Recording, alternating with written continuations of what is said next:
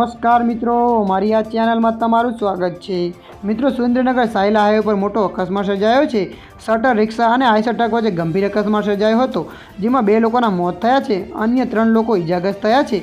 ત્યારે મિત્રો, મળતી માહિતી અનુસાર આપને જણાવી દઈએ, સાયલા હાઈવે પર મોડેલ સ્કૂલ સામે અકસ્માત સર્જાયો હતો, જેમાં 2 લોકોના મોત થયા છે, અન્ય 3 લોકો ઇજાગ્રસ્ત થયા છે। શટર રિક્ષા આઈસર ટ્રક પાસે ઘૂસી જતા અકસ્માત સર્જાયો હતો।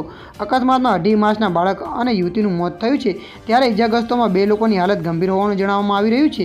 ત્યારે 3 ઇજાગ્રસ્તોને સારવાર માટે સુરેન્દ્રનગરની હોસ્પિટલ ખાતે ખસેડવામાં આવ્યા છે। ત્યારે મિત્રો, મળતી માહિતી અનુસાર આપને એ પણ જણાવી દઈએ કે વડોદરામાં પણ આજે અકસ્માતની ઘટના બની હતી। વાઘોડિયા વિસ્તારમાં ડમ્પર ચાલકે બાઇક ચાલકનો જીવ લીધો હતો। ડમ્પર ચાલકે બાઇક ચાલકને અડફેટે લેતા બાઇક ચાલક 100 ફૂટ જેટલો ઢસડાઈ ગયો હતો અને ઘટનાસ્થળે જીવ ગુમાવ્યો હતો। વાઘોડિયા અને ખરીવાડી રોડ ઉપર અકસ્માત સર્જાયો હતો। અકસ્માત બાદ ચાલક ડમ્પર મૂકીને ફરાર થઈ ગયો હતો।